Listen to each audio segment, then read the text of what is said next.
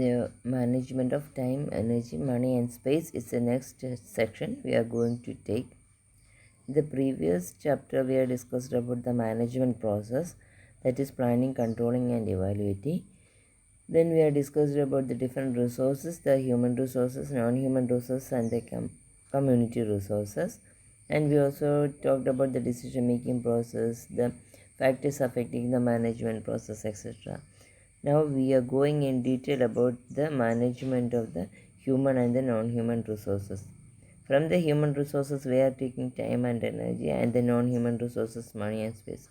These things are we are going to study about how to manage these resources well, because the management makes it most fruitful or most effective, and it will help us to effectively utilize all these resources. So the next section is the management of time. We are going to take about how we can manage our time fruitfully and effectively. First, we are going to the management of time. നിങ്ങൾക്ക് എല്ലാവർക്കും അറിയാം, time is the most precious resources. എല്ലാത്തിലും ഏറ്റവും limited ആയിട്ടുള്ളതും ഏറ്റവും precious ആയിട്ടുള്ളതും ആയ ഒരു റിസോഴ്സാണ് ടൈം എന്ന് പറയുന്നത്. എപ്പോഴും എല്ലാവരും പറയുന്നത് എനിക്ക് സമയം തരുന്നില്ല, പരീക്ഷയ്ക്ക് എനിക്ക് സമയം കിട്ടില്ല, എനിക്കത് ചെയ്യാൻ സമയം കിട്ടില്ല, എനിക്കിത് ചെയ്യാൻ സമയം കിട്ടില്ല, ഞാൻ രാവിലെ താമസിച്ചെണീറ്റു, മെനി കംപ്ലയിൻറ്റ്സ് എല്ലാം റിലേറ്റഡ് ടു ടൈമാണ്. സോ അതിനെ എങ്ങനെ എത്ര എഫക്റ്റീവായിട്ട് മാനേജ് ചെയ്യാം, അല്ലെങ്കിൽ എത്ര ഭംഗിയായിട്ട് നമുക്ക് കൊണ്ട് നടത്താം എന്നതിനെക്കുറിച്ച് നമുക്കൊന്ന് നോക്കാം. എന്തുമാത്രം പ്രാക്ടിക്കലാക്കാൻ പറ്റും എന്നത് ചിന്തിച്ച് നോക്കുക. അതെപ്പോഴും time management is solely depend on the individual. അതിലാർക്കും യാതൊന്നും ചെയ്യാൻ പറ്റില്ല. എൻ്റെ 24 hours എൻ്റെ സ്വന്തം, നിങ്ങളുടെ 24 hours നിങ്ങളുടെ സ്വന്തം. So we are moving to the different aspects of time management. First, what is time management? Time management is the process of organizing and planning how to divide your time between specific activities. ഓരോ ആക്ടിവിറ്റീസിനിടയ്ക്ക് നമുക്ക് ടൈമിനെ എങ്ങനെ എഫക്റ്റീവായിട്ട് organise ചെയ്യാം എന്നതിൻ്റെ ഒരു planning ആണ് time management എന്ന് പറയുന്നത്. നല്ലൊരു ടൈം മാനേജ്മെൻറ്റ് നമ്മളെ സ്മാർട്ടറാക്കും, ഹാർഡറല്ല സ്മാർട്ടറാക്കും. അതുപോലെ തന്നെ നമുക്ക് കുറച്ച് സമയത്തിനുള്ളിൽ മാക്സിമം യൂട്ടിലൈസേഷൻ, മാക്സിമം എൻജോയ്മെൻറ്റ് കിട്ടുന്ന മാക്സിമം കാര്യങ്ങൾ ചെയ്യാനായിട്ടും നമ്മളെ പ്രോപ്പറായിട്ടുള്ള ടൈം മാനേജ്മെൻറ്റ് സഹായിക്കും.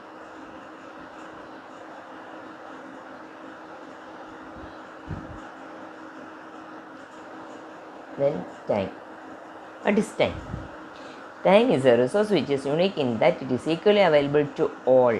പണ്ഡിതനും പാമരനും പണക്കാരനും പാവപ്പെട്ടവനും എല്ലാം 24 hours മാത്രമേ കാണത്തുള്ളൂ.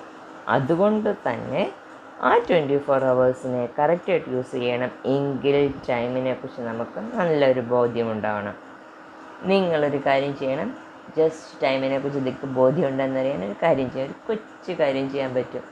എന്താണെന്ന് വെച്ചെന്നാൽ കണ്ണടച്ചെല്ലാവരും ഇരിക്കുക. കണ്ണടച്ചിരുന്നിട്ട് 1 മിനിറ്റ് കണ്ണടച്ചിരിക്കണം. എല്ലാവരും ആരോടെങ്കിലും അടുത്തിരിക്കുന്നത് പറഞ്ഞാൽ 1 മിനിറ്റ് നോക്കണം എന്ന് പറയണം. എന്നിട്ട് കണ്ണടച്ചിരിക്കണം. നിങ്ങളുടെ മനസ്സിൽ 1 മിനിറ്റ് ആകുമ്പോഴത്തേനും നിങ്ങൾ കണ്ണ് തുറക്കണം. അവർ നിങ്ങളോട് പറയത്തില്ല 1 മിനിറ്റ് ആവുന്നത്, നിങ്ങളുടെ മനസ്സിൽ 1 മിനിറ്റ് എന്നാകുമ്പോൾ കണ്ണ് തുറക്കണം. എന്നിട്ട് അവരോട് ചോദിക്കണം, ഞാൻ എത്ര സെക്കൻഡിലാണ് കണ്ണ് തുറന്നത്. അപ്പോൾ അറിയാം നിങ്ങൾക്ക് 1 മിനിറ്റിനെ കുറിച്ച് എന്തുമാത്രം ധാരണയുണ്ടെന്ന്. ഇങ്ങനെയൊരു പ്ലാറ്റ്ഫോമിലേക്ക് നിങ്ങൾ കണ്ണ് തുറക്കുന്ന അറിയാൻ പറ്റില്ലല്ലോ. So we are living it here. Just try ചെയ്ത് നോക്കുക. എല്ലാവരും കണ്ണടച്ചിരിക്കുക, ഒരാളുടെ കയ്യിലേക്ക് സ്റ്റോപ്പ് വാച്ച് കൊടുക്കുക, കണ്ണടച്ചിരിക്കുക. എന്നിട്ട് അവരോട് പറയുക, ഞാൻ എത്ര നേരം കണ്ണടച്ചിരിക്കുന്നത്. എന്നിട്ട് 1 മിനിറ്റ് എന്ന് നിങ്ങൾ മനസ്സിൽ കരുത്തിയിട്ട്, എന്നിട്ട് 1 മിനിറ്റ് നിങ്ങളുടെ മനസ്സിൽ തന്നെ കണ്ണ് തുറക്കുക. അപ്പം നമുക്കറിയാം 1 മിനിറ്റാണ് കണ്ണടച്ചത്, അല്ലെങ്കിൽ 1 മിനിറ്റിന് എത്ര ദൈർഘ്യമുണ്ട്. So that's a time. നമ്മൾ ഏറ്റവും കെയർലെസ് ആയിട്ട് യൂട്ടിലൈസ് ചെയ്യുന്ന ഒരു റിസോഴ്സിൽപ്പെട്ടാണ് time. So but it is a gift from the god. വളരെ യൂട്ടിലൈസ് ചെയ്തിട്ട് നമുക്ക് വളരെ എഫക്റ്റീവായിട്ട് നമ്മുടെ കാര്യങ്ങൾ മുന്നോട്ട് കൊണ്ടുപോകാൻ സാധിക്കുന്നതാണ് time. So we are moving to time management. What is a time plan? Time plan is the important tool in time management. Time മാനേജ്മെൻറ്റിന് ഏറ്റവും ഇമ്പോർട്ടൻ്റ് ആയിട്ടുള്ളൊരു ടൂളാണ് ടൈം പ്ലാൻ എന്ന് പറയുന്നത്. ആ പ്ലാനിൻ്റെ അകത്ത് നമ്മൾ നമ്മളുടെ വർക്കിനെ ടൈമിനുള്ളിൽ ബൗണ്ട് ചെയ്തുകൊണ്ടിട്ട് എങ്ങനെ ചെയ്യാൻ പറ്റുന്നു, ഒരു സ്പെസിഫിക് പീരീഡ് ഓഫ് ടൈമിൽ എങ്ങനെ ചെയ്തു തീർക്കാൻ പറ്റുന്നു എന്നതിനെക്കുറിച്ചുള്ള പ്ലാനിങ് പ്രോസസ്സാണ് ടൈം പ്ലാൻ എന്ന് പറയുന്നത്. സാധാരണഗതിയിൽ ടൈം ഡിസ്ട്രിബ്യൂട്ട് ചെയ്യുന്നത് work, rest and sleep, personal living. ഈ 3 കാര്യത്തിലാണ് നമ്മൾ സാധാരണഗതി ഡിവൈഡ് ചെയ്യുന്ന ആക്ടിവിറ്റീസ്. വർക്കിൻ്റെ അകത്ത് നമ്മുടെ എല്ലാ വർക്കുകളും ഇൻക്ലൂഡാണ്. സ്റ്റഡി എങ്കിൽ സ്റ്റഡി, ഹൗസ് ഹോൾഡ് വർക്ക്, അല്ലെങ്കിൽ ഗാർഡനിങ്, അങ്ങനെ നമ്മൾ എന്തൊക്കെ ജോലികൾ ചെയ്യുന്നു അതെല്ലാം തന്നെ വർക്കിൻ്റെ അകത്ത് ഇൻക്ലൂഡാണ്. പേഴ്സണൽ ലിവിങ്ങിൻ്റെ അകത്ത് നമ്മുടെ പേഴ്സണൽ കെയറിനുള്ള സമയം, റെസ്റ്റ് ആൻഡ് സ്ലീപ്പ്. ഈ 3 ഹെഡിങ്ങിലാണ് സാധാരണഗതി നമ്മുടെ എല്ലാ ആക്ടിവിറ്റീസും ഡിവൈഡ് ചെയ്തിരിക്കുന്നത്.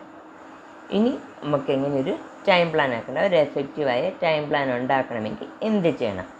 First list all those activities to be perform during a given span of time. അതിൻ്റെ അകത്ത് നമുക്ക് വീക്ക്ലി ആക്ടിവിറ്റീസ് കാണും, ഡെയിലി ആക്ടിവിറ്റീസ് കാണും. ആ ഡെയിലി ആക്ടിവിറ്റീസും വീക്ക്ലി ആക്ടിവിറ്റീസും മന്ത്ലി ആക്ടിവിറ്റീസിനെയും എല്ലാം നമ്മൾ സെപ്പറേറ്റ് ലിസ്റ്റ് ഔട്ട് ചെയ്യുക. ജസ്റ്റ് തിങ്ക് വീക്ക്ലി ആക്ടിവിറ്റീസ് ഉണ്ടെങ്കിൽ ആ വീക്ക്ലി ആക്ടിവിറ്റീസിന് വേണ്ടിയിട്ട് വീക്കെൻഡിൽ ഒരു സമയം നമ്മൾ മാറ്റി വയ്ക്കേണ്ടി വരും. അതുപോലെ തന്നെ മന്ത്ലി ആക്ടിവിറ്റീസ് ആണെങ്കിൽ ഒരു സ്പെസിഫിക് എങ്കിൽ ഇപ്പം സെക്കൻഡ് സാറ്റർഡേ അല്ലെങ്കിൽ Sunday, second Sunday, third Sunday, അങ്ങനെ ഒരു ടൈം നമുക്ക് അതിന് വേണ്ടിയിട്ട് മന്ത്ലി ആക്ടിവിറ്റീസിന് ഫിക്സ് ചെയ്യേണ്ടി വരും. So it depends. So before deciding the time when we have to do the work, first we have to list all the activities, and it should be written under daily activities, weekly activities and the monthly activities. After listing all the activities, certain activities should be carried at a specific time. നമുക്കറിയാം personal caring, അതായത് ബ്രഷിങ്ങും മറ്റു കാര്യങ്ങളുമൊക്കെ we have to do in the morning. So some activities have some certain time. At that time we have to complete it. So those activities should be completed in a specific time, should be listed separately. Then estimate the time required for each activities. Then the time for brushing you need 15 minutes, okay, write it down between 15 minutes. For bathing you need 30 minutes, okay, write it down as 30 minutes.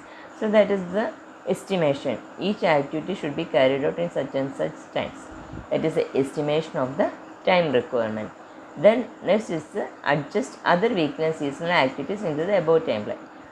After estimating the time, then we have to adjust the time for the weekly and the monthly activities. മുമ്പ് ഞാൻ പറഞ്ഞതുപോലെ Sundays നമുക്ക് weekly activities additional time കണ്ടെത്തുക, second Saturday അല്ലെങ്കിൽ third Saturday അങ്ങനെ ഒരു ദിവസം നമുക്ക് മന്ത്ലി ആക്ടിവിറ്റീസ് ടൈം കണ്ടെത്തുക. അപ്പോൾ അതിനുള്ളൊരു സ്ലോട്ട് ഉണ്ടാക്കുക.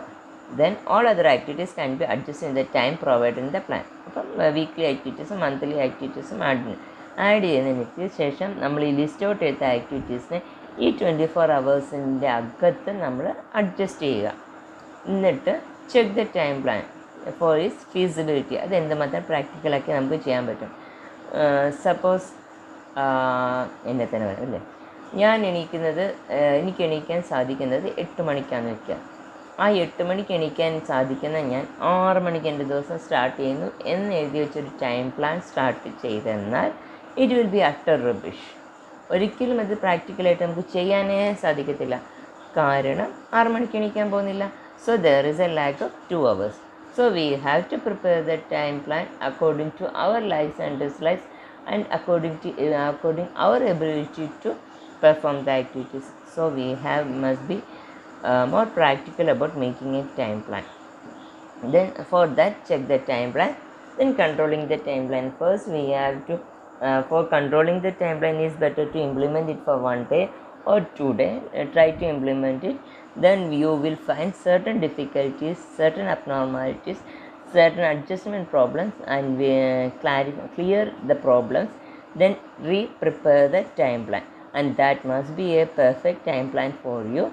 Then continue to follow that time plan and evaluate the time plan each day, in the end of each day, so that how much you can be perfect in that time to see that. So എല്ലാ ദിവസത്തിൻ്റെ അവസാനം just check എന്തുമാത്രം ഞാൻ perfect ആയിട്ട് ഇതിപ്പോഴും നിങ്ങൾ unknowingly check ചെയ്യാൻ ഇന്ന് ഞാനൊരു പണിയും ചെയ്തില്ല, ഒരു കാര്യവും നടന്നില്ല. സോ നെക്സ്റ്റ് മോർണിംഗ് ഞാനെല്ലാം പുതിയ കുട്ടിയായിരിക്കും, എല്ലാം അപ് ടു ഡേറ്റ് ആയിട്ട് ചെയ്യും എന്ന് പറഞ്ഞാൽ it's A evaluation process. That much is required for the evaluation of the time plan. Evaluate, if needed any corrections, do it and prepare a final time plan and follow it properly. So this is the steps to make the time plan. Then factors to be considered while making a time plan. What are the factors to be considered while making a time plan? First, the help available. If there are persons to help you, just consider the help available from them. That may be the help of the labor saving equipments. നമുക്ക് mixie, fridge, grinder അങ്ങനെയുള്ള കാര്യങ്ങളും നമുക്ക് അതിൻ്റെ അകത്ത് included ആണ്. അങ്ങനെയുള്ള ഹെൽപ്പുകളും, അതായത് നമ്മുടെ ലേബർ സേവിങ് എക്യുപ്മെൻറ്റ്സ് വഴി കിട്ടുന്ന ഹെൽപ്പുകളും നമുക്ക് അതിൻ്റെ അകത്ത് ഇൻക്ലൂഡ് ചെയ്യാൻ പറ്റും. The help available. Then the sequence of the work. Sequence of the work ഏത് ഓർഡറിൽ ചെയ്യണം എന്നതാണ്. അറ്റ് ടൈംസ് ഇപ്പോൾ കുക്കിംഗ് ചെയ്യുന്ന സമയത്ത് തന്നെ വാഷിംഗ് മെഷീനിൽ ഇടാം. അപ്പം വാഷിംഗ് മെഷീനിൽ എല്ലാം ഇട്ട് വന്നിട്ട് കുക്കിംഗ് ചെയ്യുക, അല്ലെങ്കിൽ കുക്കിംഗ് ചെയ്യാൻ അടുപ്പത്ത് ഇപ്പം വെച്ചതിന് ശേഷം അതിന് കുറച്ച് ടൈം എടുക്കുമെങ്കിൽ ആ ടൈമിൽ പോയി വാഷിംഗ് മെഷീനിൽ ഇടുക. അങ്ങനെയുള്ള കാര്യങ്ങൾ അത് സീക്വൻഷ്യലായിട്ട് വർക്ക് ചെയ്യുക. Then dovetailing. Dovetailing is an important aspects. Dovetailing is the process of combining 2 or more activities at a time. ഒരു സമയത്തിൽ 2 or അതിലധികമോ ആക്ടിവിറ്റീസിനെ ക്ലബ് ചെയ്യുന്നതിനാണ് ഡൗട്ടെയിലിംഗ് എന്ന് പറയുന്നത്. ഫോർ എക്സാമ്പിൾ, മുമ്പേ പറഞ്ഞത് തന്നെ എടുക്കാം. ഈ we are putting something in the pressure cooker, in the stove. At the same time, we are cutting certain things, and already we have put the clothes in the washing machine. Washing മെഷീനിൽ cloth കറങ്ങിക്കൊണ്ടിരിക്കുന്നു. ആ സമയത്ത് നമ്മളിവിടെ കറിക്കരിയുന്നു. അപ്പോൾ cooker അടുപ്പത്ത് വെച്ച് വേകുന്നു. ഒരിടത്ത് cooker ഇരിക്കുന്നു, അടുത്ത് പാൽ തിളയ്ക്കാനിരിക്കുന്നു, ഇപ്പത്ത് ചായ വെച്ചിരിക്കുന്നു. So there are many jobs are carried out at a time. So that is dovetailing. Carrying out more than one work at a time is known as the dovetailing. And this dovetailing is carried out to meet the peak load period. Then what may be the peak load period? This is the period at which we have to complete a lot of works in a short duration. വളരെ കുറച്ച് സമയത്തിനുള്ളിൽ ഒത്തിരി ജോലികൾ ചെയ്ത് തീർക്കേണ്ട സമയം വരുമ്പോൾ ചെയ്ത് തീർക്കേണ്ടതായിട്ടുള്ളതിനാണ് പീക്ക് ലോഡ് പീരിയഡ് എന്ന് പറയുന്നത്. സാധാരണഗതിയിൽ വർക്കിംഗ് വുമൻസിന് രാവിലത്തെ സമയം പീക്ക് ലോഡ് പീരിയഡ് ആയിരിക്കും, അതുപോലെ തന്നെ രാത്രിയിലത്തെ സമയം. ഒത്തിരി ജോലികൾ ഒരു നിശ്ചിത സമയത്തിനുള്ളിൽ ചെയ്ത് തീർക്കേണ്ടി വരികയാണെങ്കിൽ അതിന് പീക്ക് ലോഡ് പീരിയഡ് എന്ന് പറയുന്നു.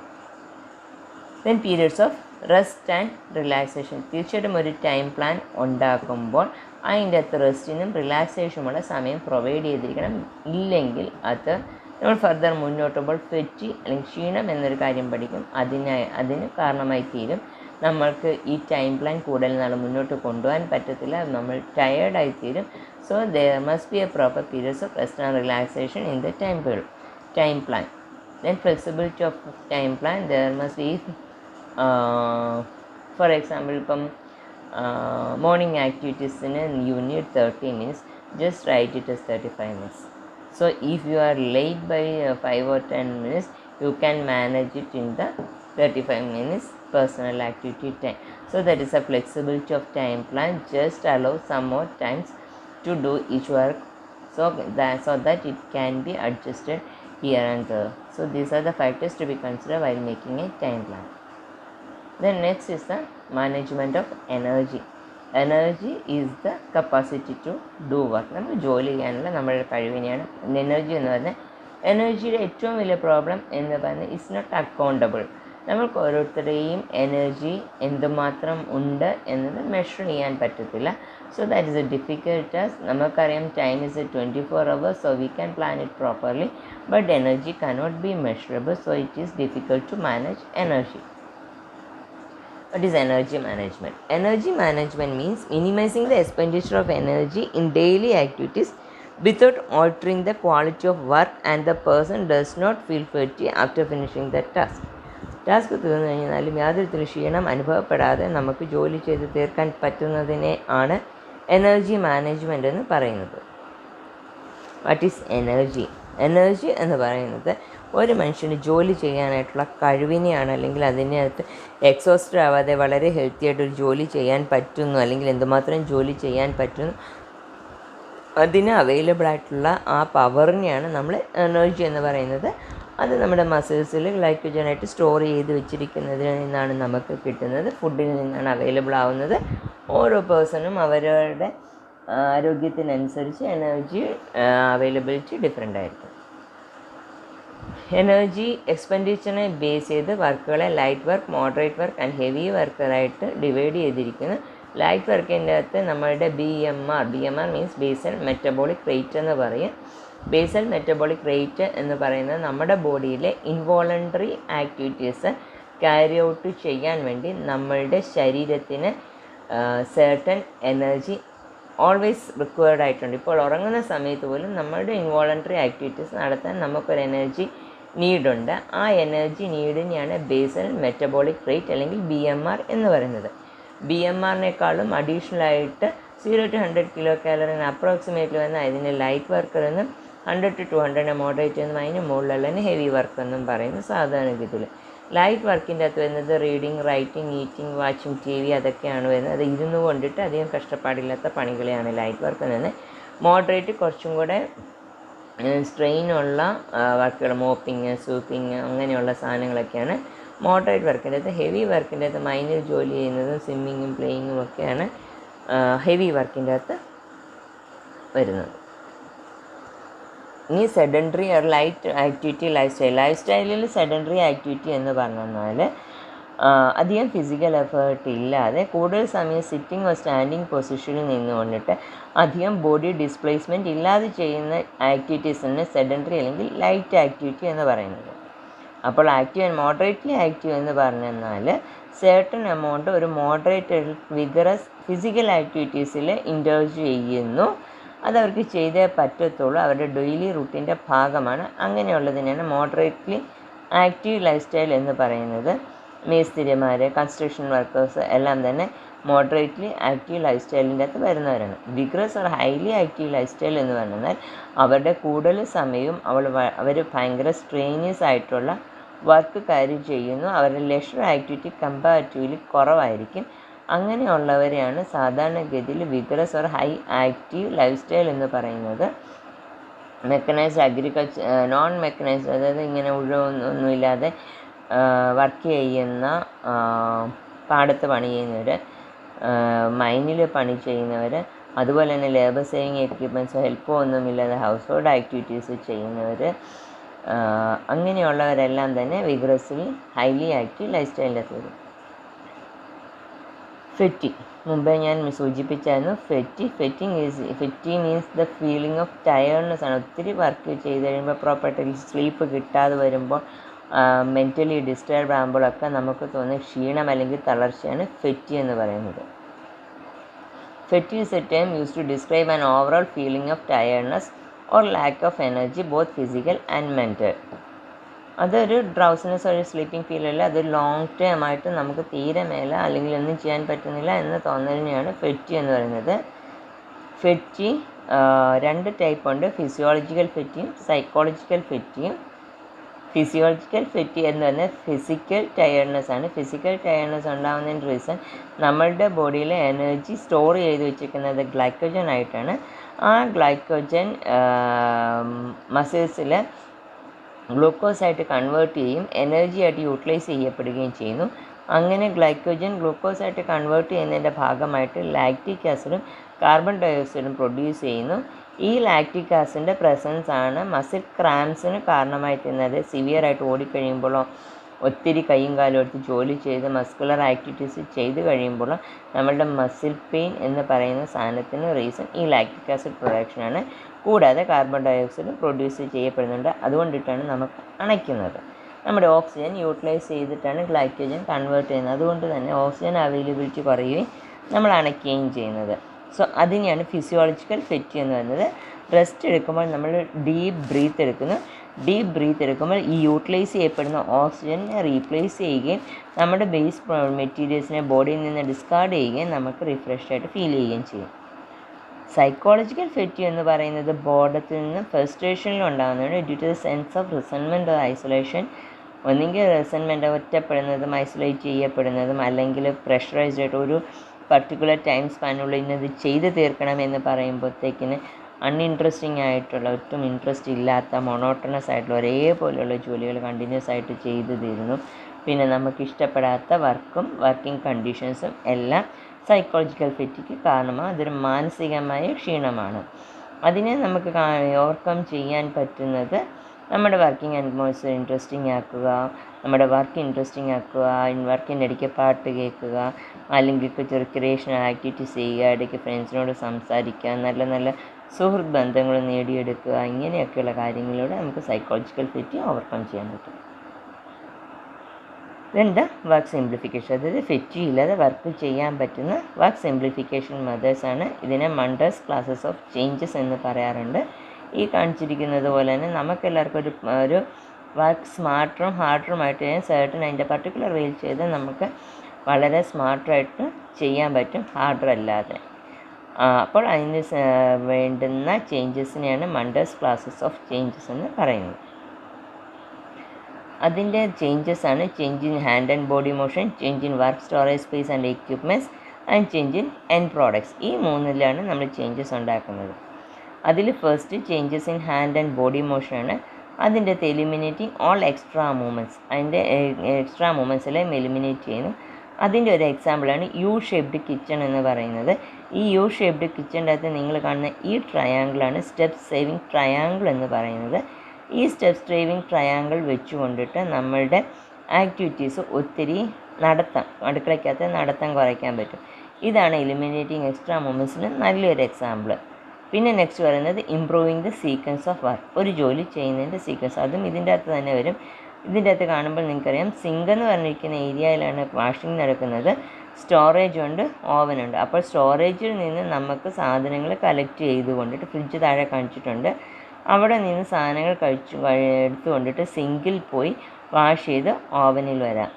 അതുപോലെ തന്നെ അവിടെ നിന്ന് ഡയറക്റ്റായിട്ട് യൂസ് ചെയ്യും, സ്റ്റോറേജിൽ നിന്ന് സാധനങ്ങൾ ഡയറക്റ്റായിട്ട് യൂസ് ചെയ്യുന്നിടത്ത് ഡയറക്റ്റായിട്ട് നമുക്ക് ഓവനിലേക്ക് വരാം. അപ്പോൾ നമുക്ക് രണ്ട് വിധത്തിലും ഓവനിലേക്കുള്ള സ്റ്റെപ്സിനെ നമ്മൾ ഡിക്രീസ് ചെയ്യുന്നു. അപ്പോൾ ഒരു സീക്വൻസ്, അതായത് കളക്ട് ചെയ്ത് വാഷ് ചെയ്ത് സ്റ്റൗവിലേക്ക് പോവാം, അല്ലെങ്കിൽ കളക്ട് ചെയ്ത് ഡയറക്റ്റ് സ്റ്റൗവിലേക്ക് വരാം. ആ ഒരു സീക്വൻസ് മെയിൻറ്റെയിൻ ചെയ്ത് കഴിഞ്ഞാൽ നമുക്ക് ഒത്തിരി സ്റ്റെപ്സ് സേവ് ചെയ്യാൻ പറ്റും, അതുവഴി എനർജിയും സേവ് ചെയ്യാൻ പറ്റും. Then developing skill at work, അത് ചെയ്ത് പഠിക്കുക എന്നൊരു ആസ്പെക്റ്റ് മാത്രമാണ് ഡെവലപ്പിംഗ് സ്കിൽ അറ്റ് വർക്ക് എന്നത്. Next is using correct body posture എന്ന് പറയുന്നത്. കറക്റ്റ് ബോഡി പോസ്ചർ സിറ്റിങ്ങിലും സ്റ്റാൻഡിങ്ങിലുമുള്ള കറക്റ്റ് ബോഡി പോസ്ചറാണ് ഇതെന്ന് പറയുന്നത്. നമുക്ക് റൈറ്റ് ആംഗിളായിട്ട് ഡയഗണലായിട്ട് എക്സ് ആക്സിസും വൈ ആക്സിസും വരണം, എല്ലാം സ്ട്രെയിറ്റ് ലൈനിൽ വരുന്നതിനെയാണ് കറക്റ്റ് ബോഡി പോസ്ചർ. ഇതാണ് സിറ്റിംഗ് പോസ്ചർ, മറ്റേത് സ്റ്റാൻഡിങ് പോസ്ചർ. ഈ രണ്ട് പോസ്ചറുമാണ് കറക്റ്റായിട്ടുള്ള ബോഡി പോസ്ചർ എന്ന് പറയുന്നത്. കറക്റ്റ് സിറ്റിംഗ് പോസ്ചർ ഇത് കാണിക്കുന്നത് നിങ്ങൾക്ക് കറക്റ്റായിട്ട് അറിയാൻ വേണ്ടിയിട്ടാണ്. കാരണം നിങ്ങൾക്ക് നിങ്ങൾ എപ്പോഴും ഇരുന്നുകൊണ്ട് പഠിക്കുകയും എടുക്കുകയും ചെയ്യുന്നതാണ്. അവിടെ വരുന്ന പച്ച നിറത്തിൽ കാണിച്ചിരിക്കുന്ന ആംഗിൾസ് ഒക്കെ ശ്രദ്ധിക്കുക. ആ ആംഗിൾ സ്ട്രെയിറ്റ് ആയിട്ടിരിക്കുന്നതാണ് ഏറ്റവും കംഫർട്ടബിൾ പൊസിഷനും ഏറ്റവും ലീസ്റ്റ് ടയറിങ് ആയിട്ടുള്ള പോസ്ചർ എന്ന് പറയുന്നത്. ഇതാണ് സ്റ്റാൻഡിങ് വർക്ക് ചെയ്യുന്ന പോസ്ചർ. നമ്മുടെ കൈ എൽ ഷേപ്പിലിരിക്കണം, നമ്മളുടെ ബാക്ക് ബോൺ സ്ട്രെയിറ്റ് ആയിരിക്കണം, നമ്മളുടെ ഷോൾഡേഴ്സ് കീപ്പ് സ്ട്രെയിറ്റ് ആയിരിക്കണം, head and neck region straight ആയിരിക്കണം, ഹാൻഡ്സും റിസ്റ്റും നേരെ ഇരിക്കണം, ഫീറ്റും ലെഗും സ്ട്രെയിറ്റ് ആയിട്ടിരിക്കണം. അതായത് മുട്ടും വളഞ്ഞൊന്നും അങ്ങനെയൊന്നും നിൽക്കില്ല, അപ്പോൾ എല്ലാം സ്ട്രെയിന് കൂടുതലായിരിക്കും. അപ്പോൾ സ്റ്റാൻഡിങ്ങിൽ കറക്റ്റായിട്ട് നമ്മളുടെ ഈ പോസ്ചർ മെയിൻറ്റെയിൻ ചെയ്യണം. ഇതുപോലെയാണ് സിറ്റിങ്ങിൽ മുട്ടിൻ്റെ ഭാഗം എൽ ഷേപ്പിൽ വരണം. കറക്റ്റ് ബോഡി പോസ്ചർ, സ്ട്രെയിറ്റ് ആയിട്ട് നിന്ന് വാഷിങ്, ഒരു സാധനം പിക്ക് ചെയ്യുന്നത്, മോപ്പിങ്, അയണിങ് എല്ലാം കറക്റ്റ്. അപ്പോൾ അവിടെയെല്ലാം തന്നെ നമ്മുടെ ബാക്ക് ബോൺ സ്ട്രെയിറ്റ് ആയിട്ടിരിക്കണം. ഇതാണ് കറക്റ്റ് ബോഡി പോസ്ചേഴ്സ് നമ്മുടെ ഹൗസ് ഹോൾഡ് വർക്ക് ചെയ്യാനുള്ളത്. ഇതിൽ ഫസ്റ്റ് വൺ നമ്മൾ കാണുന്നതിൽ വിഡ്ത്താണ് എടുക്കുന്നത്. ആ വിഡ്ത്ത് എന്ന് പറയുന്നത് നമ്മളുടെ കൈ കൊണ്ടിട്ട് ഓരോ വേണ്ട ലെഫ്റ്റ് ഹാൻഡ് കൊണ്ടും റൈറ്റ് ഹാൻഡ് കൊണ്ടും നമ്മൾ വരയ്ക്കുന്നു. അത് രണ്ടും കൂടെ ചേരുന്ന പൊസിഷൻ, അതാണ് നമ്മളുടെ വർക്കിംഗ് വിഡ്ത്ത് എന്ന് പറയുന്നത്. അത് രണ്ട് കൈ കൊണ്ടും വരയ്ക്കണം. ലെഫ്റ്റ് ഹാൻഡ് വെച്ചും റൈറ്റ് ഹാൻഡ് വെച്ചും, ലെഫ്റ്റ് ഹാൻഡ് വെച്ചും ഒരെണ്ണം വരച്ചു, അതുപോലെ തന്നെ റൈറ്റ് ഹാൻഡ് വെച്ചും വരച്ചു. അത് രണ്ടും കൂടെ കൂട്ടിമുട്ടുന്ന ഈ പോയിൻ്റാണ് നമ്മുടെ വിഡ്ത്ത് എന്ന് പറയുന്നത്. അത് ഇവിടുന്ന് ഇവിടം വരെയുള്ള ഈ ലെങ്ത്തിനെയാണ് നമ്മൾ വിഡ്ത്ത് എന്ന് പറയുന്നത്. അതുപോലെ തന്നെ ഹൈറ്റ് എന്ന് പറയുന്നത് നമ്മുടെ ലെഫ്റ്റ് ഹാൻഡ് വെച്ച് നമ്മൾ വരയ്ക്കുന്നു, റൈറ്റ് ഹാൻഡ് വെച്ചും വരയ്ക്കുന്നു. ഈ കാണുന്ന അപ്പർ ലിമിറ്റിനെയാണ് ഏറ്റവും ഹയസ്റ്റ് പൊസിഷൻ എന്ന് പറയുന്നത്. ഈ താഴെ കാണുന്ന ഈ ഭാഗത്ത് വരുന്ന ഈ പൊസിഷനാണ് ലോവർ സ്റ്റോറേജ് സ്പേസ് എന്ന് പറഞ്ഞാൽ. ഈ സ്റ്റോറേജ് സ്പേസ് മുതൽ ഇവിടം വരെ, അത് മുകളിലത്തെ സ്റ്റോറേജ് സ്പേസ് മുതൽ ഈ താഴത്തെ സ്റ്റോറേജ് സ്പേസ് വരെ ഉള്ളതിനെയാണ് നമ്മൾ കറക്റ്റ് സ്റ്റോറേജ് സ്പേസ് എടുക്കുന്നത്. അതാണ് ഈ പടത്തിൽ കാണിച്ചിരുന്നത്. ഇത് ഹയസ്റ്റ് സ്റ്റോറേജ് സ്പേസും ഇത് ലോവസ്റ്റ് സ്റ്റോറേജ് സ്പേസും വരും. ഇതിൻ്റെ ഇടയ്ക്ക് വേണം നമ്മൾ ഫ്രീക്വൻ്റ്ലി യൂസ് ചെയ്യുന്ന സാധനങ്ങൾ വെക്കാനായിട്ട്. ഇങ്ങനെയാണ് നമ്മൾ കറക്റ്റ് വർക്കിംഗ് ഹൈറ്റ്സ് മെഷർ ചെയ്യുന്നത്. Next is the money management. Money management അറിയാം, ഫിനാൻഷ്യലായിട്ടുള്ള കാര്യങ്ങൾ പ്രോപ്പറായിട്ട് മാനേജ് ചെയ്യുന്നത് എങ്ങനെയാണ് എന്നാണ് നെക്സ്റ്റ് പോർഷൻ വരുന്നത്. മണി എന്ന് പറയുന്നത് ജനറലി അക്സെപ്റ്റ് ചെയ്തിട്ടുള്ള ഒരു ട്രാൻസാക്ഷൻ മീഡിയമാണ് മണി എന്നത്. നമ്മുടെ നാട്ടിൽ അത് രൂപയാണ്, പലയിടത്തും ഡോളേഴ്സ് ഉണ്ട്, ദിർഹംസ് ഉണ്ട്, റാൻഡ് ഉണ്ട്, അങ്ങനെ പല പല തരത്തിൽ നമ്മൾ ട്രാൻസാക്ഷൻ മീഡിയംസ് വയ്ക്കാറുണ്ട്. അത് സെൻട്രലൈസ്ഡ് ആയിട്ടുള്ള മീഡിയമാണ് എക്സ്ചേഞ്ചിന്. ഒരു എക്കണോമിയിൽ സെൻട്രലൈസ്ഡ് ആയിട്ടുള്ള മീഡിയം ഓഫ് എക്സ്ചേഞ്ചാണ് ഗുഡ്സ് ആൻഡ് സർവീസസ് നമുക്ക് സ്വീകരിക്കാൻ വേണ്ടിയിട്ടുള്ളത്. ദെൻ മണി മാനേജ്മെൻറ്റ് എന്ന് പറയുന്നത് നമ്മുടെ ഇൻകത്തിനെയും എക്സ്പെൻഡിച്ചറിനെയും കൂടെ ബാലൻസ് ചെയ്യുന്ന പ്രോസസ്സിനെയാണ് മണി മാനേജ്മെൻറ്റ് എന്ന് പറയുന്നത്. അങ്ങനെ ബാലൻസ് ചെയ്ത് നമ്മളുടെ നീഡ്സ് സാറ്റിസ്ഫൈ ചെയ്യുക. അപ്പോൾ ഇൻകം എന്താണെന്ന് അറിയണം. ഇൻകം എന്ന് പറഞ്ഞാൽ നമ്മുടെ ഫാമിലിയിലേക്ക് വരുന്നതിനെ ആണ് ഇൻകം എന്ന് പറയുന്നത്. അത് മണി ആയിട്ടായിരിക്കാം, ഗുഡ്സ് ആയിട്ടായിരിക്കാം, സർവീസസ് ആയിരിക്കാം, എല്ലാം കൂടിയാണ് ഇൻകം എന്ന് പറയുന്നത്. ഇൻകത്തിനെ ക്ലാസിഫൈ ചെയ്തിരിക്കുന്നത് money income, real income and psychic income ആയിട്ടാണ്. Money income in terms of money, പൈസയായിട്ട് വരുന്നത്, അത് ഇൻട്രസ്റ്റ് ആയിട്ടോ അല്ലെങ്കിൽ സാലറി ആയിട്ടോ വേജസ് ആയിട്ടോ ഒക്കെ കിട്ടുന്നതിനാണ് മണി ഇൻകം എന്ന് പറയുന്നത്. റിയൽ ഇൻകം എന്ന് പറയുന്നത് ഗുഡ്സ് ആൻഡ് സർവീസസ് ആയിട്ട് കിട്ടുന്നതിനാണ് റിയൽ ഇൻകം എന്ന് പറയുന്നത്. അത് മണിയുടെ മാറ്ററിലായിരിക്കത്തില്ല കിട്ടുന്നത്, അത് സാധനങ്ങളായിട്ടും സർവീസായിട്ടുമായിരിക്കും കിട്ടുക. ആ റിയൽ ഇൻകത്തിനെ ഡയറക്റ്റ് ഇൻകം എന്നും ഇൻഡയറക്റ്റ് ഇൻകം എന്നും രണ്ടായിട്ട് ഡിവൈഡ് ചെയ്തിരിക്കുന്നു. ഡയറക്റ്റ് ഇൻകം എന്ന് പറഞ്ഞാൽ ഡയറക്റ്റ്ലി നമുക്ക് കിട്ടുന്ന ഇൻകം, അതായത് ഗുഡ്സ് ആൻഡ് സർവീസസ് ആയിട്ട് കിട്ടുന്ന സാധനം, അതായത് മാങ്ങ, തെങ്ങ, ചക്ക അങ്ങനെയുള്ള ഫല വൃക്ഷങ്ങളിൽ നിന്ന് കിട്ടുന്നതും നമുക്ക് നമ്മുടെ എന്താ പറയുക പ്രോപ്പർട്ടിയിൽ നിന്ന് നമുക്ക് അവൈലബിൾ ആവുന്ന സാധനങ്ങളെല്ലാം തന്നെയാണ് ഡയറക്റ്റ് ഇൻകം എന്ന് പറയുന്നത്. ഇൻഡയറക്റ്റ് ഇൻകം ആയിട്ട് പറയുന്നത് നമ്മൾ നമുക്ക് കിട്ടുന്ന ഫ്രിഞ്ച് ബെനിഫിറ്റ്സ്, നമുക്ക് കിട്ടുന്നതായിട്ടുള്ള മണി കൊടുത്തുകൊണ്ടിട്ട് നമ്മൾ ഗുഡ്സ് ആൻഡ് സർവീസസ് എൻജോയ് ചെയ്യുന്നത്. അതായത് നമ്മൾ പൈസ കൊടുത്ത് വാഷിംഗ് മെഷീൻ വെച്ചിട്ട് വാഷിംഗ് മെഷീൻ യൂസ് ചെയ്യുന്നു, അല്ലെങ്കിൽ മിക്സി യൂസ് ചെയ്യുന്നു, അങ്ങനെയുള്ളതെല്ലാം തന്നെ നമുക്ക് എന്തിൻ്റെ അകത്ത് വരും? ഇൻഡയറക്റ്റ് റിയൽ ഇൻകത്തിൻ്റെ അകത്ത് വരും. അതുപോലെ തന്നെ ഫ്രിഞ്ച് ബെനിഫിറ്റ്സ്, നമുക്ക് എംപ്ലോയീസിന് കിട്ടുന്ന ലോണുകൾ, അതെല്ലാം തന്നെ ഇൻഡയറക്റ്റ് റിയൽ ഇൻകത്തിൻ്റെ അകത്ത് വരും. പിന്നെ ബാർട്ടർ സിസ്റ്റത്തിൽ ഒരെണ്ണത്തിന് പകരം വേറെണ്ണം മേടിക്കുന്ന, അങ്ങനെ എക്സ്ചേഞ്ചിൽ സർവീസസ് മേടിക്കുന്നതും അങ്ങനെയുള്ളതല്ലാതെ ഡയറക്റ്റ്ലി അല്ലാതെ നമുക്ക് ഇൻഡയറക്റ്റ്ലി നമ്മൾ മണി കൊടുത്തുകൊണ്ടിട്ട് ഇൻഡയറക്റ്റ് ആയിട്ട് നമ്മൾ എൻജോയ് ചെയ്യുന്ന ഗുഡ്സ് ആൻഡ് സർവീസസ് എല്ലാം തന്നെ ഇൻഡയറക്റ്റ് ഇൻകത്തിൻ്റെ അകത്ത് വരും. ഈ മണി ഇൻകവും റിയൽ ഇൻകവും വെച്ചിട്ട് നമുക്ക് കിട്ടുന്ന സാറ്റിസ്ഫാക്ഷൻ, സൈക്കോളജിക്കൽ ആയിട്ടുണ്ടാകുന്ന സാറ്റിസ്ഫാക്ഷൻ അല്ലെങ്കിൽ ആ സന്തോഷത്തിന് is known as the psychic income. So family ഇൻകത്തിനെ മൂന്നായിട്ട് ക്ലാസ്സിൽ വയ്ക്കുന്നത് money income, real income and psychic income. Money income in terms of money, real income in terms of goods and services, that is direct and indirect income. Direct income is the directly available goods and services. If we have a doctor in our house, we are utilizing their services, so it is a direct income. And indirect real income is when we are paying fees to the doctor and we are getting the service, then it is the indirect real income. I think you can follow me. Then the psychic income is a psychological satisfaction we are deriving from the money and the real income. So this is the income. Then we are moving to the family budget.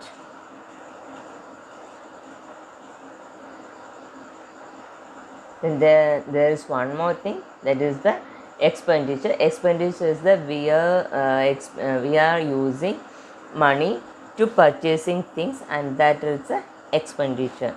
And we are making the income and expenditure into a balance, and that process is known as the family budgeting. So we are moving to the family budget. What is a family budget? Family budget is a carefully thought out spending plan of money for the entire family. It is the tentative estimate of a family's income and expenditure over a period of time. ഒരു specific ടൈമിലേക്കുള്ള ഒരു ഫാമിലിയുടെ ഇൻകത്തിനെയും എക്സ്പെൻഡിച്ചറിനെയും കുറിച്ചുള്ളൊരു പ്ലാനിനെയാണ്, tentative പ്ലാനിനെയാണ് നമ്മൾ family budget എന്ന് പറയുന്നത്. ബഡ്ജറ്റിങ്ങിൻ്റെ significance. Budgeting കൊണ്ട് നമുക്ക് financial ഗൈഡായിട്ട് അത് work ചെയ്യുന്നു. ഫാമിലി സ്പെൻഡിങ് മണി കെയർഫുള്ളായിട്ട് മണി സ്പെൻഡ് ചെയ്യാൻ സഹായിക്കുന്നു. ഇൻകത്തിനുള്ളിൽ നിന്നുകൊണ്ടിട്ട് എക്സ്പെൻഡിച്ചറിനെ കാൽക്കുലേറ്റ് ചെയ്യാൻ സാധിക്കുന്നു. പ്രോപ്പറായിട്ടുള്ള അലോക്കേഷൻ ഓഫ് ഇൻകം, ആവശ്യമുള്ള സാധനങ്ങൾക്ക് ഇൻകത്തിനെ ചാനലൈസ് ചെയ്യാൻ സാധിക്കുന്നു. എല്ലാവരും കൂടെ ഒരുമിച്ച് വർക്ക് ചെയ്യുന്നുണ്ട്. ബഡ്ജറ്റിനുള്ളിൽ നമുക്ക് കാര്യങ്ങൾ കൊണ്ടുപോകാൻ സാധിക്കുന്നു. മണി സേവ് ചെയ്യാൻ പറ്റുന്നു. നമുക്ക് നേരത്തെ ഡെഫിസിറ്റ് ബഡ്ജറ്റാണെന്ന് നേരത്തെ അറിയുവാണെങ്കിൽ വേണ്ട വിധത്തിൽ അതിനെ സപ്ലിമെൻറ്റ് ചെയ്യാൻ സാധിക്കുന്നു. അതുപോലെ തന്നെ ഫ്യൂച്ചർ നീഡ്സിനെ സാറ്റിസ്ഫൈ ചെയ്യാൻ പറ്റുന്നു. ഫാമിലിയെ സൈക്കിക് ഇൻകം ഏൺ ചെയ്യാൻ സഹായിക്കുന്നു. Steps in preparation of a family budget. എങ്ങനെ നമുക്കൊരു ഫാമിലി ബഡ്ജറ്റ് പ്രിപ്പയർ ചെയ്യാം? നമ്മുടെ പ്ലാനിങ്ങിൻ്റെ സെയിം സ്റ്റെപ്പ് തന്നെ. First listing the commodities and services needed. നമുക്ക് എന്തൊക്കെ സാധനങ്ങൾ ആവശ്യമുണ്ട്, നമുക്ക് എന്തൊക്കെ സർവീസസ് ആവശ്യമുണ്ട് എന്നതിനെ ലിസ്റ്റ് ഔട്ട് ചെയ്യുക. ഓരോ സാധനത്തിനും എന്തുമാത്രം പൈസ ചിലവാകും. ഇപ്പോൾ പത്രത്തിന് എത്ര വേണം, പാലിന് എത്ര വേണം, ഫുഡിന് എത്ര വേണം, വെജിറ്റബിൾസിന് എത്ര വേണം, ഹൗസിങ്ങിന് എത്ര വേണം, എൻ്റർടൈൻമെൻറ്റിന് എത്ര വേണം, സേവിങ്സ് എത്ര വേണം, അങ്ങനെ ഓരോ ഹെഡിലും എത്ര വേണം എന്ന എക്സ്പെൻഡിച്ചർ കാൽക്കുലേറ്റ് ചെയ്യുന്നു. എസ്റ്റിമേറ്റ് ചെയ്യുന്നു. ഇത്ര രൂപ വേണം എന്ന് എസ്റ്റിമേറ്റ് ചെയ്യുന്നു. എന്നിട്ട് നമ്മുടെ ഇൻകം എസ്റ്റിമേറ്റ് ചെയ്യുന്നു. ടോട്ടൽ നമുക്ക് എന്തുമാത്രം വരവുണ്ട് എന്ന് എസ്റ്റിമേറ്റ് ചെയ്യുന്നു.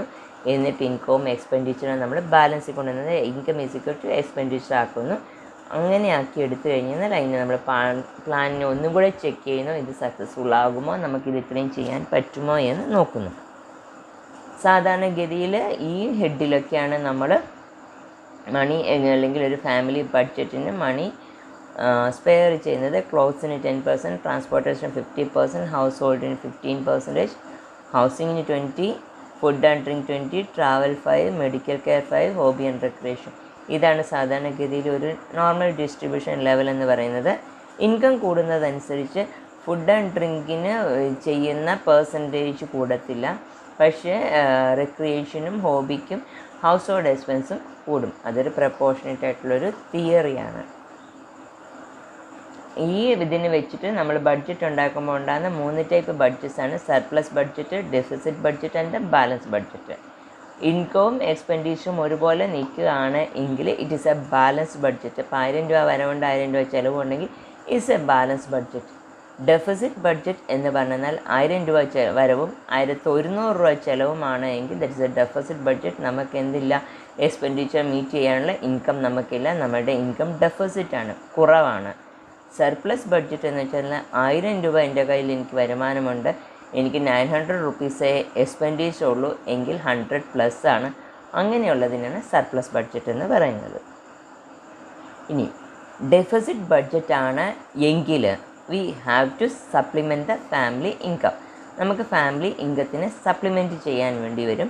അങ്ങനെ സപ്ലിമെൻറ്റ് ചെയ്യുന്നതിനെയാണ് സപ്ലിമെൻറ്റിങ് ഫാമിലി ഇൻകം എന്ന് പറയുന്നത്.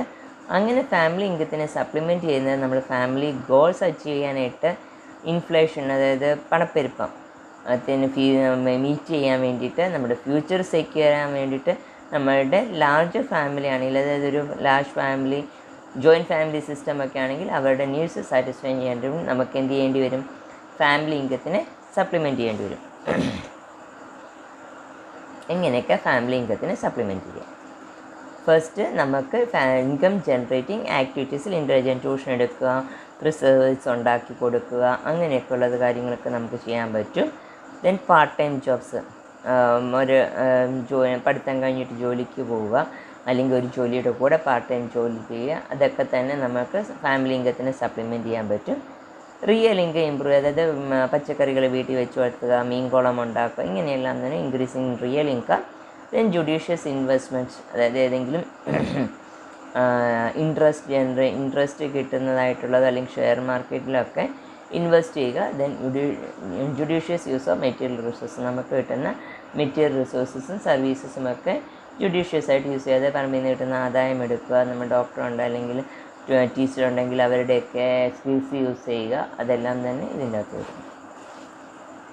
സേവിങ്സ്, നമ്മളുടെ ഇൻകത്തിൽ നിന്ന് ഒരു പോർഷൻ നമ്മൾ സേവ് ചെയ്യുന്നതിനെയാണ് സേവിങ്സ് എന്ന് പറയുന്നത്. ഫ്യൂച്ചറിലെ മീറ്റ് ചെയ്യാൻ വേണ്ടിയിട്ട് നമ്മൾ വയ്ക്കുന്നതിനാണ് സേവിങ്സ് എന്ന് പറയുന്നത്. എല്ലാ ബഡ്ജറ്റിലും സേവിങ്സിന് ഒരു എമൗണ്ട് ഉണ്ടായിരിക്കണം. സേവിങ് എന്ന് പറയുന്നത് ഇൻകം മൈനസ് എക്സ്പെൻഡിച്ചറാണ്. നമുക്ക് എക്കണോമിക് സെക്യൂരിറ്റി കിട്ടാൻ വേണ്ടിയിട്ട് നമ്മുടെ ഇൻകം ഇൻക്രീസ് ചെയ്യാൻ മുമ്പേ പറഞ്ഞതുപോലെ തന്നെ ഷെയർ മാർക്കറ്റിൽ അതുപോലെയുള്ളതിലൊക്കെ ഇട്ടിട്ട് ഇൻകം കൂട്ടാൻ വേണ്ടിയിട്ട് നമുക്ക് അൺനെസസറി എക്സ്പെൻസ് കുറയ്ക്കാൻ വേണ്ടിയിട്ട് കുറച്ച് ചുരുക്കി ജീവിക്കാൻ വേണ്ടിയിട്ട് ഇൻകം എക്സ്പെൻഡിച്ചറിൻ്റെ ഡെസ്പാരിറ്റി കുറയ്ക്കാൻ വേണ്ടിയിട്ട് ഫ്യൂച്ചർ നീഡ്സ് സാറ്റിസ്ഫൈ ചെയ്യാൻ വേണ്ടിയിട്ടും നമ്മുടെ നാഷണൽ ഗോൾസ് അതായത് നാഷണൽ സർവീസ് സ്കീം പോലെയുള്ള സാധനങ്ങൾക്ക് പോസ്റ്റ് ഓഫീസ് സേവിങ്സിലൊക്കെ പൈസ ഇടുമ്പോൾ നമ്മുടെ നാഷണൽ ഡെവലപ്മെൻറ്റിന് ഹെൽപ്പ് ചെയ്യാനായിട്ടും നമുക്ക് സേവിങ്സ് കൊണ്ട് സാധിക്കും. ഇന്ദിരാ വികാസ് പത്രയൊക്കെ അതിന് എക്സാമ്പിൾസാണ്. Next is the space management. Space എന്ന് വെച്ചെന്നാൽ ഒരു ബൗണ്ടഡ് ഏരിയ ആണ്, ഒരു 3 ഡയമെൻഷണൽ ബൗണ്ടഡ് ഏരിയ ആണ് നമ്മുടെ റൂം പോലെയുള്ള സാധനങ്ങൾ. ആ റൂമിൽ നമുക്ക് എന്തുമാത്രം കുറച്ച് സ്ഥലം കൊണ്ട് കൂടുതൽ കാര്യങ്ങൾ ചെയ്യാനായിട്ടുള്ള അറേഞ്ച്മെൻറ്റ്സ് ചെയ്യാൻ പറ്റുന്നതിനെയാണ് സ്പേസ് മാനേജ്മെൻറ്റ് എന്ന് പറഞ്ഞാൽ ആ അവൈലബിൾ ആയിട്ടുള്ള ഏരിയയാണ് സ്പേസ് എന്ന് പറയുന്നത്. സ്പേസ് മാനേജ്മെൻറ്റ് ഇമ്പോർട്ടൻ്റ് ആസ്പെക്ട്സ് എന്ന് പറയുന്നത് ഒരു ആക്ടിവിറ്റിക്കും പർട്ടിക്കുലറായിട്ട് ആവശ്യമുള്ള സ്ഥലം പ്രൊവൈഡ് ചെയ്യുക, നമ്മളുടെ ആക്ടിവിറ്റിക്ക് സ്പെഷ്യലായിട്ടുള്ള സ്ഥലങ്ങൾ അതായത് ആവശ്യമുള്ള സ്ഥലം പർട്ടിക്കുലർ സ്ഥലം പ്രൊവൈഡ് ചെയ്യുക, അതിനെ സിസ്റ്റമാറ്റിക്കായിട്ട് അറേഞ്ച് ചെയ്യുക എക്യുപ്മെൻറ്റ്സിനെ. ഇത് വെച്ചിട്ട് നമുക്ക് അവൈലബിൾ ആയിട്ടുള്ള സ്പേസിനെ മാക്സിമം യൂട്ടിലൈസ് ചെയ്യാനായിട്ട് സാധിക്കും. അതിനുള്ള ഗൈഡ് ലൈൻസ് ആണ് arrange work centres in sequential order. ഒരു സീക്വൻഷ്യൽ ഓർഡറിൽ ഒരു സ്മൂത്ത് ഫ്ലോ ഉണ്ടാകുന്നത് പോലെയും അറേഞ്ച് ചെയ്യുക. ട്രാൻസ്പെറൻറ്റ് സ്റ്റോറേജ് കണ്ടെയ്നേഴ്സ് വയ്ക്കുക, ലേബൽ ചെയ്ത് ട്രാൻസ്പെറൻറ്റ് നമ്പർ കുറച്ചും കൂടെ സ്പേസിൻ്റെ ഫീൽ ക്രിയേറ്റ് ചെയ്യാൻ പറ്റും. വേഗം ക്ലീൻ ചെയ്യാൻ പറ്റുന്ന മെയിൻറ്റെയിൻ ചെയ്യാൻ പറ്റുന്നതുമായ വർക്ക് സെൻറ്റേഴ്സ് ഉണ്ടാക്കുക. അതുപോലെ തന്നെ ബിൽറ്റ് ഇൻ സ്റ്റോറേജ് ക്യാബിനറ്റ്സ് എല്ലായിടത്തും ബിൽറ്റ് ഇൻ സ്റ്റോറേജ് ക്യാബിനറ്റ്സ് ഉണ്ടാക്കുക, കബോർഡ്സ് ഉണ്ടാക്കുക. സാധനങ്ങളെല്ലാം കവേർഡായിട്ട് വെക്കാൻ പറ്റും. അപ്പോൾ അത് വലിച്ചു വാരി കിടക്കുമ്പോൾ ഉണ്ടാകുന്ന സ്പേസ് യൂട്ടിലൈസേഷൻ കുറയ്ക്കാൻ പറ്റും നമുക്ക്. Create additional storage space under the stair കേസിൻ്റെ അടിയിലും വിൻഡോ സ്ലാബ്സിലും ബെഡിൻ്റെ അടിയിലും ഒക്കെ സ്റ്റോറേജ് സ്പേസസ് ഉണ്ടാക്കുക. അങ്ങനെയും നമുക്ക് സ്പേസ് സേവ് ചെയ്യാൻ പറ്റും. ഇനി സ്പേസ് സേവിങ് ആയിട്ടുള്ള കിച്ചൺ അറേഞ്ച്മെൻറ്റ്സ് ആണ്. ഫസ്റ്റ് യു ഷേപ്ഡ് കിച്ചണാണ്. ഈ യു ഷേപ്ഡ് കിച്ചൺ നമ്മൾ മുമ്പേ ഡിസ്കസ് ചെയ്തതാണ്. ഏറ്റവും സ്റ്റെപ്പ് സേവിങ് ആയിട്ടുള്ള എനർജി സേവിങ് ആയിട്ടുള്ള കിച്ചണാണ് യു ഷേപ്ഡ് കിച്ചൺ എന്ന് പറഞ്ഞാൽ. നേരെ കാണുന്നത് ക്ലീനിങ് ഏരിയ, ഇവിടുത്തെ റൈറ്റ് ഹാൻഡ് സൈഡിൽ സ്റ്റോറേജ് ഏരിയയും ലെഫ്റ്റ് ഹാൻഡ് സൈഡിൽ ക്ലീനിങ് ഏരിയയുമാണ്. അതിനെ ഈ അറേഞ്ച്മെൻറ്റ് ഫ്രണ്ടിൽ നേരെ നിങ്ങൾ വിൻഡോയുടെ അവിടെ കാണുന്നതാണ് ഓവൻ വെച്ചിരിക്കുന്നത്. റൈറ്റ് ഹാൻഡ് സൈഡിൽ ക്ലീനിങ്ങും ലെഫ്റ്റ് ഹാൻഡ് സൈഡ് സ്റ്റോറേജ് ഏരിയയുമായിട്ട് വെച്ചിരിക്കുന്നത്. ഇങ്ങനെ യു ഷേപ്പിലിരിക്കുന്ന കിച്ചണാണ് യു ഷേപ്ഡ് കിച്ചൺ എന്ന് പറയുന്നത്. ഇത് സിംഗിൾ വോൾഡ് കിച്ചണാണ്. ഇവിടെ സ്റ്റോറേജും കുക്കിങ്ങും ക്ലീനിങ്ങും ഒരേ വോളിലാണ് അറേഞ്ച് ചെയ്തിരിക്കുന്നത്. നടുക്ക് ക്ലീനിങ്, ഇപ്പുറത്ത് കുക്കിങ്, അപ്പുറത്ത് സ്റ്റോറേജ്. ഫ്രിഡ്ജ് ഇരിക്കുന്നത് സ്റ്റോറേജ്, സ്റ്റൗ ഇരിക്കുന്നത് അല്ലെങ്കിൽ കുക്കിംഗ് റേഞ്ച് ഇരിക്കുന്നത് കുക്കിംഗ് ഏരിയ. അതായത് left hand side cooking area, right hand side storage area, നടുക്ക് ക്ലീനിങ് ഏരിയ. ഇത് 2 വോൾട്ട് കിച്ചണാണ്. നടുക്കൊരു ഡോർ വന്നിട്ടുണ്ട്. രണ്ട് വശത്തുമായിട്ട് അറേഞ്ച് ചെയ്തിരിക്കുന്നത് ഇതുപോലെ തന്നെ അറേഞ്ച് ചെയ്തിരിക്കുന്നത് storage area, cleaning area and cooking area. എല്ലാത്തിനും ഉള്ളത് അങ്ങനെ തന്നെ ഏരിയയാണ്. Storage, cooking, cleaning. നടുക്ക് ക്ലീനിങ് വരും, അപ്പുറത്തും ഇപ്പുറത്തും കുക്കിങ് സ്റ്റോറേജും വന്നിരിക്കുന്നത്. ടാപ്പ് വന്നിട്ട് നടുക്കത്തെ ഏരിയയാണ് ക്ലീനിങ് ഏരിയ. ലെഫ്റ്റ് സൈഡിൽ കുക്കിംഗ് ഏരിയയും റൈറ്റ് സൈഡിൽ സ്റ്റോറേജും. ഇത് എൽ ഷേപ്ഡ് കിച്ചണാണ്. എൽ ഷേപ്പ് 2 ബോൾ അടുത്തിട്ടത് 2 ബോളിലിരിക്കുന്ന എൽ ഷേപ്ഡ് കിച്ചണാണിത്. ദെൻ എൻ്റർടൈൻമെൻറ്റ് ആൻഡ് റെക്രിയേഷൻ ഏരിയയിലെ സ്പേസ് മാനേജ്മെൻ്റ് ആണ് അടുത്തത്. എൻ്റർടൈൻമെൻറ്റ് ആൻഡ് റെക്രിയേഷൻ ഏരിയയിൽ നമുക്ക് സ്പേസ് മാനേജ്മെൻറ്റ് ചെയ്യാൻ പറ്റുന്നത് നമ്മളുടെ ഡ്രോയിങ് റൂമിനെ നമുക്ക് ഡ്രോയിങ് റൂം കം ഡൈനിങ് റൂമായിട്ട് യൂട്ടിലൈസ് ചെയ്യാൻ പറ്റുന്നു.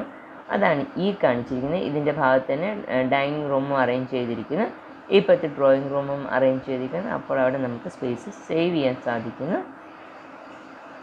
ഇത് ഡൈനിങ് റൂമിൻ്റെ ഡ്രോയിങ് റൂമിൻ്റെ സൈഡിൽ തന്നെ ഓഫീസ് റൂം കൺസ്ട്രക്ട് ചെയ്യുന്നത് ചെറിയ ക്യാബിൻ പോലെ ഉണ്ടാക്കി ഓഫീസ് റൂം കൺസ്ട്രക്ട് ചെയ്തിരിക്കുന്നു. ഇതും നമുക്ക് സ്പേസ് സേവ് ചെയ്യാൻ ഹെൽപ്പ് ചെയ്യും.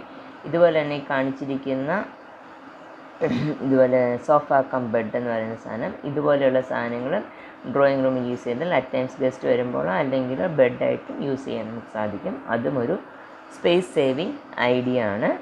ഇത് സ്റ്റഡി ഏരിയ ആണ്. സ്റ്റഡി ഏരിയ ഏതെങ്കിലും ഡ്രോയിങ് റൂമിൻ്റെയോ അല്ലെങ്കിൽ ബെഡ്റൂമിൻ്റെ സൈഡിൽ ഇതുപോലെ സ്റ്റഡി ഏരിയ ക്രിയേറ്റ് ചെയ്തെന്നാൽ അതിനായിട്ട് സെപ്പറേറ്റ് ആയിട്ട് നമുക്കൊരു റൂം കൺസ്ട്രക്ട് ചെയ്യാതെ തന്നെ നമുക്കതിനെ അറേഞ്ച് ചെയ്യാൻ സാധിക്കും. അങ്ങനെ സ്പേസ് സേവ് ചെയ്യാൻ സാധിക്കും. സ്ലീപ്പിംഗ് ഏരിയ ആണ് ഇത്. സാധാരണ ഒരു സ്ലീപ്പിംഗ് ഏരിയയുടെ അറേഞ്ച്മെൻ്റാണ്. ലാർജ് ആയിട്ടുള്ള സ്പേസസ് അവൈലബിൾ ആണെങ്കിൽ നമുക്ക് ഇതുപോലൊരു സ്ലീപ്പിംഗ് ഏരിയ കൺസ്ട്രക്റ്റ് ചെയ്യാം. പക്ഷേ അവിടെ സ്പേസിന് റെസ്ട്രിക്ഷൻസ് ഉണ്ട് എങ്കിൽ നമുക്ക് ഇതുപോലത്തെ ഫോൾഡിങ് ബെഡ്സ് യൂട്ടിലൈസ് ചെയ്തിട്ടുണ്ട്. ഫോൾഡിങ് ബെഡ് നേരെയാക്കുമ്പോൾ ഒരു സ്റ്റോറേജ് സ്പേസ് ആയിട്ട് മാറുന്നു. അതുപോലെ തന്നെ നമുക്കതിനെ ഡിഫറെൻ്റ് ആയിട്ടുള്ള സ്റ്റോറേജ് ഏരിയാസും സ്റ്റോറേജ് സ്പേസസുമാക്കി മാറ്റിക്കൊണ്ട് ഇതുപോലെയുള്ള ഫോൾഡിങ് ബെഡ് യൂസ് ചെയ്യാം. അപ്പോൾ അവിടെ സ്പേസ് സേവ് ചെയ്യാൻ പറ്റും. അതുപോലെ തന്നെ ചെറിയ ചെറിയ റൂമിൽ ആപ്ലിക്കബിൾ ആയിട്ടുള്ളതാണ് ഇതുപോലത്തെ ഡബിൾ ഡെക്കർ ബെഡ്സ്. അപ്പം നമുക്ക് 2 ബെഡ്, ഒരു ബെഡിൻ്റെ ഏരിയയിൽ 2 ബെഡ് ചെയ്യാം. അത് ഈ അറേഞ്ച്മെൻറ്റിൻ്റെ അകത്ത് നോക്കിക്കഴിഞ്ഞാൽ നമുക്കറിയാം മുകളിൽ ബെഡ്, താഴെ ഒരു ഇരിക്കുന്നതിനും അതുപോലെ തന്നെ കിടക്കുന്നതിനുമായിട്ടുള്ളൊരു ഏരിയ, പിന്നെ ഒരു സ്റ്റഡി ടേബിളും ചെയറും. അപ്പോൾ ആ ഒരൊറ്റ ഏരിയയിൽ തന്നെ നമ്മൾക്ക് ഡ്രോയിങ് കം ബെഡ്റൂം കം ഒരു സ്റ്റഡി റൂമിൻ്റെ അറേഞ്ച്മെൻറ്റ് ചെയ്യണം. അങ്ങനെ നമുക്ക് സ്പേസ് സേവ് ചെയ്യാൻ സാധിക്കും. ഇതൊക്കെ സ്പേസ് സേവിങ് ഐഡിയാസാണ്. ഇനി നമുക്ക് അവൈലബിൾ ആയിട്ടുള്ള ലിമിറ്റഡ് സ്പേസിനെ കൂടുതലാക്കി കാണിച്ചു കൊടുക്കാൻ സർട്ടൻ ടെക്നിക്സ് യൂസ് ചെയ്യാം. ആ ടെക്നിക്സിനാണ് എക്സ്പാൻഷൻ സ്പേസ് എന്നുള്ള ടെക്നിക്സാണ്. അതിൽ ഫസ്റ്റ് വരുന്നത് proper use of arrangement of furniture, mirror and colour. ഇതിൽ നമുക്ക് ഫസ്റ്റ് അറേഞ്ച്മെൻറ്റ് ഓഫ് ഫർണിച്ചർ നോക്കാം. ഇതാണ് അറേഞ്ച്മെൻറ്റ് ഓഫ് ഫർണിച്ചർ വരുന്നത്.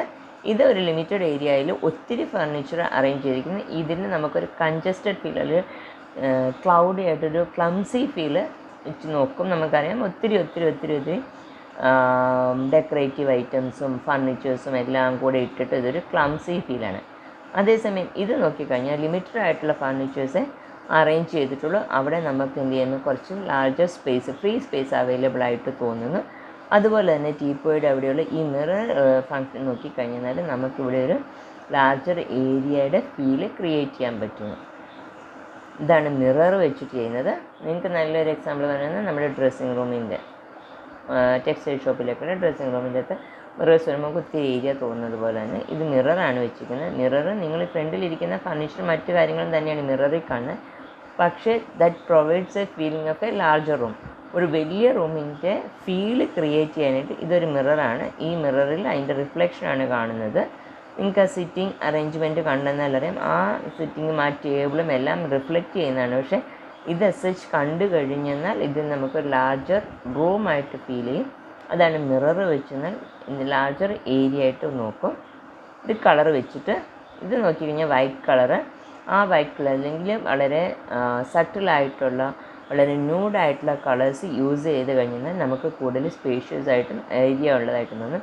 അതേസമയം ഇതുപോലെയുള്ള ഡാർക്കർ കളേഴ്സ് അടിച്ചു കഴിഞ്ഞാൽ ഇൻറ്റീരിയർ കൊടുക്കുമ്പോൾ നമുക്ക് കുറച്ചും കൂടെ ക്ലംസി ആയിട്ടും കുറച്ചും കൂടെ ഏരിയ കുറവുള്ളതായിട്ടും ഫീൽ ചെയ്യും. ഇതാണ് കളറിൻ്റെ എഫക്റ്റ്. അപ്പം നമ്മുടെ കൂൾ കളേഴ്സ്, വളരെ ലൈറ്റ് ആയിട്ടുള്ള കൂൾ കളേഴ്സ് യൂസ് ചെയ്താൽ കൂടുതൽ ഏരിയ ആയിട്ട് തോന്നും. അതേസമയം ഡാർക്കർ കളേഴ്സ് ഏരിയ കുറച്ച് കാണിക്കും. ലാർജർ മിറേഴ്സ് ഏരിയ റിഫ്ലക്ഷൻ മൂലം കൂടുതൽ ഏരിയ കാണിക്കും.